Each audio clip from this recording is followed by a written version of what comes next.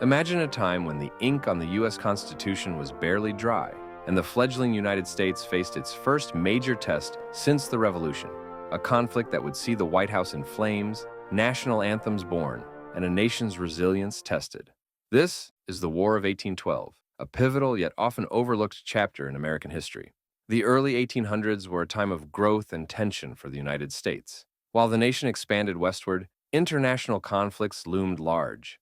The Napoleonic Wars between Britain and France had far-reaching effects, especially on neutral parties like the U.S. American ships faced constant harassment on the high seas, and trade routes became dangerous as European superpowers fought for dominance. One of the primary catalysts for war was the British practice of impressment. The Royal Navy, in desperate need of sailors, often boarded American vessels, forcibly conscripting sailors they claimed were British deserters.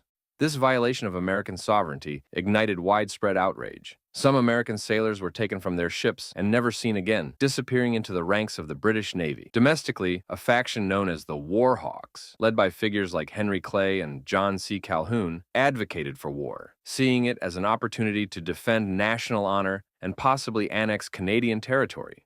War fever gripped parts of the country, particularly in the South and West, where settlers also hoped to eliminate Native American resistance to expansion.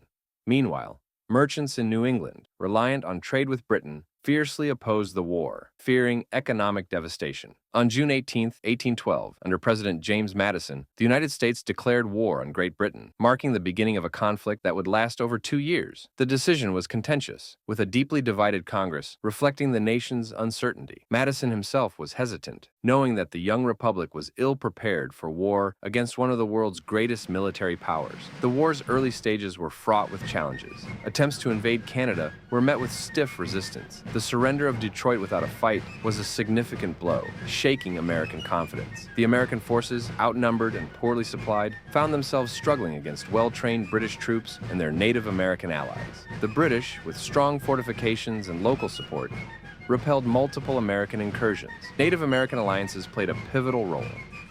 Shawnee leader Tecumseh allied with the British, aiming to resist American encroachment on indigenous lands.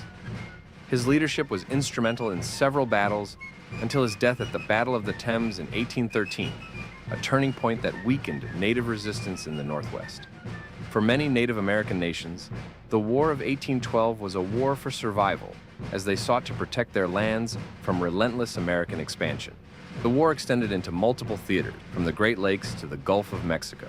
British forces launched invasions along the East Coast, while American troops struggled to gain a foothold in Canada. Meanwhile, privateers, privately owned ships authorized to attack enemy vessels, became a significant force, disrupting British trade and supply lines. American naval victories, such as the USS Constitution's triumph over the HMS Guerriere, boosted morale and demonstrated that the young U.S. Navy could challenge Britain on the seas. In August 1814, British forces captured Washington, D.C., setting fire to multiple government buildings, including the White House and the Capitol. This act was in retaliation for American attacks in Canada and remains a stark reminder of the war's reach. First Lady Dolly Madison famously rescued a portrait of George Washington before fleeing the White House, ensuring its preservation for future generations. Remarkably, a sudden and severe storm, possibly a tornado, struck the city shortly after, extinguishing the flames and causing further chaos, a phenomenon some dubbed the storm that saved Washington. Eyewitnesses reported how the wind ripped through British ranks, toppling trees and forcing them to retreat. Some saw it as divine intervention, protecting the young republic from total destruction. During the British assault on Baltimore, lawyer Francis Scott Key witnessed the bombardment of Fort McHenry.